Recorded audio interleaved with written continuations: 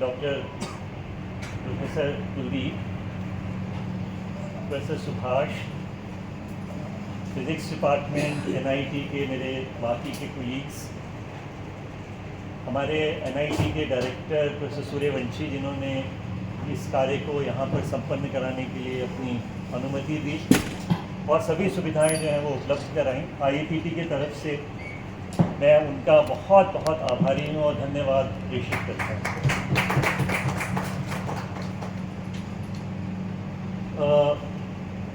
यहाँ पर बैठे वो 3 अन्वेषिकाओं के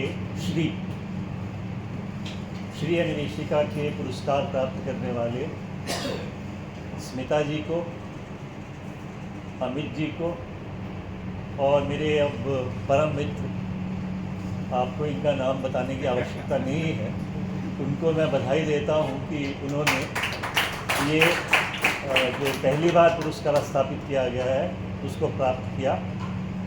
और अब बाकी लोगों के ऊपर ये डिपेंड करता है, ये निर्भर करता है कि आप इस श्री का सम्मान कैसे करेंगे। कभी आपके हाथ में है या और किसी के हाथ में है। मैं शुरू से ये कहता रहा हूँ कि नानी ने बहुत काम किया है, पर नानी के काम को देश भर में पहुँचाने का काम भी नानी का ही है। और नानी ये कार्य करने में पूरी तरह से सक्षम है क्योंकि नानी के पास IAPT की एक डेडिकेटेड टीम है और उस डेडिकेटेड टीम से सब कुछ संभव है।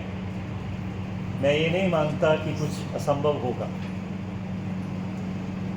और जब से डिजिटल इरा आया है, मुझे लगता है कि आपके कार्यों को पंख लगे हैं।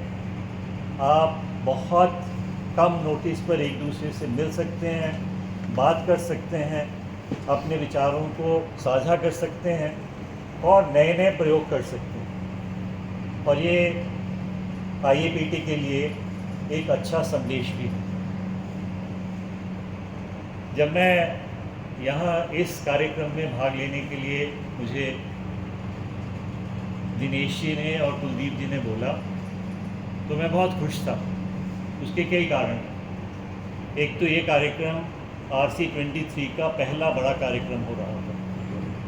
RC23 जो है रीजनल काउंसिल 23 सबसे नई रीजनल काउंसिल है और अगर वो शुरू से ही बड़े जंप लेने की कोशिश करेगी तो ओलंपिक में मेडल ज़रूर जीतेगी, ये मैं मानता हूँ।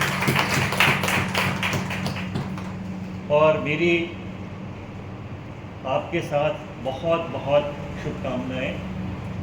RC23 आगे बढ़े और शीघ्र ही हम ऐसे काम करें जो उदाहरण प्रस्तुत करें। जब मैं पिछले 15 दिनों से इस बात के ऊपर सोच रहा था कि मैं आपसे क्या बातचीत करूं, तो एक विषय जो मेरे दिमाग में आ रहा था वो आपके सामने है। How to rejuvenate physics labs in an era of artificial intelligence. और इस प्रेजेंटेशन को तैयार करने के लिए मैंने बहुत डायलॉग करा। किसके साथ किया ये मैं आपको बताना चाहता हूँ। ये संभावनाओं से भरा हुआ डायलॉग था और वो डायलॉग मैं गया AI GPT पे और वहाँ मैंने जो अपने प्रश्न थे उनको पूछना शुरू किया। जो मेरे दिमाग में प्रश्न आ रहे थे मैं उनके उत्तर ढूंढने की कोशिश करता हूँ। और आप सच मानिए ये डायलॉग लगभग 1 हफ्ते तक मेरा GPT के साथ चला और लगभग 60 पेज का ये डायलॉग निकल करके आया। और उसमें से मैं क्या आपके साथ शेयर करूं और क्या ना शेयर करूं, इसके लिए भी मुझे काफ़ी दुविधा थी कि मैं आपके पास सामने क्या लेकर के जाऊं। सबसे पहले इसमें जो कुछ भी आप देखेंगे उसमें मैं अगर आपके प्रश्न ठीक नहीं होंगे तो चैट GPT भी आपकी कोई मदद करने वाला नहीं है। दूसरा जो एक विशेष मुझे इसमें बात लग रही थी वो थी मैं कहाँ से शुरू करूँ। तो मैंने सोचा मैं शुरू करता हूँ evolution of physics as a subject from natural philosophy से। और यहाँ पे आप 3 महानुभावों के चित्र देख रहे हैं। पहले आइजैक न्यूटन, दूसरे लेवोजियर। इन नामों से आप परिचित हैं अच्छी तरह से क्योंकि आप फिजिक्स वाले और केमिस्ट्री वाले हैं। पर तीसरे नाम से शायद आप ज़्यादा परिचित नहीं हैं। ये एक बायोलॉजिस्ट थे, फिजिशियन थे, और ये जो बायोलॉजी में बड़े कठिन कठिन नाम दिए जाते हैं चीज़ों के, ये इन्हीं की देन। और इन 3 आदमियों ने जो बहुत बड़ा काम किया वो क्या था, इन्होंने ये समझ लिया कि नेचुरल फिलॉसफी जैसा जो बड़ा विषय है उसको हम एक ही विषय मानकर अगर चलेंगे तो शायद आगे बढ़ने की संभावनाएं बहुत कम मिलेंगी। तो उन्होंने योगदान दिया फिजिक्स को अलग करना, केमिस्ट्री को अलग करना, बॉटनी को अलग करना, जियोलॉजी को अलग करना, जियोलॉजी को अलग करना, और ये धीरे धीरे धीरे धीरे ये विषय बाहर निकलते चले गए। इसमें आप यूँ समझिए 17वीं और 18वीं शताब्दी का पूरा समय भी, और ये बहुत महत्वपूर्ण भी था। आज तो देखिए आप, हम इतने संकुचित हो रहे हैं कि ज़रा सी नैनो टेक्नोलॉजी की बात करते हैं तो उसमें भी हम 10 विषय खोज लेते हैं काम करने के। बट ये जो संभावना थी इन विषयों को प्रदापित करने की, आगे बढ़ाने की, ये एक साइंटिफिक रेवोल्यूशन की शुरुआत थी जिसको हम मॉडर्न साइंटिफिक थॉट प्रोसेस का नाम देते हैं। और ये बहुत महत्वपूर्ण था। इस पे क्या की इंग्रेडिएंट्स निकल करके आए इस मॉडर्न साइंस में। एक तो था observing, experimenting and explaining natural phenomena.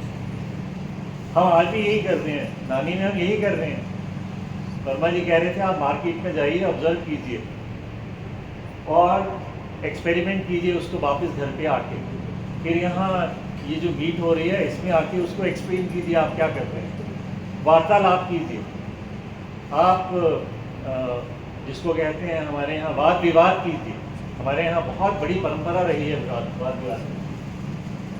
और इसमें सबसे बड़ी बात क्या हुई कि हम जो एम्पिरिकल एविडेंस और सिस्टमेटिक इन्वेस्टिगेशन थी उसके ऊपर हमारा ध्यान जाता है,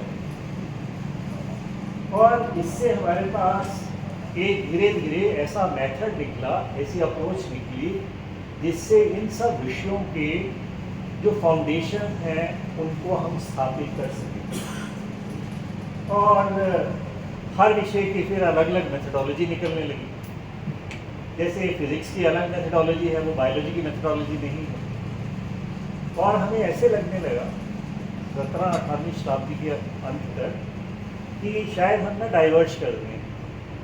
और आज हम 21वीं शताब्दी में बैठे हुए ये चीज़ें देखते हैं कि कैसे हम कन्वर्जेंस की ओर जा रहे हैं। आज हम मल्टीडिसिप्लिनरिटी की बात करते हैं, नेशनल एजुकेशन पॉलिसी इसकी बहुत चर्चा कर रही है।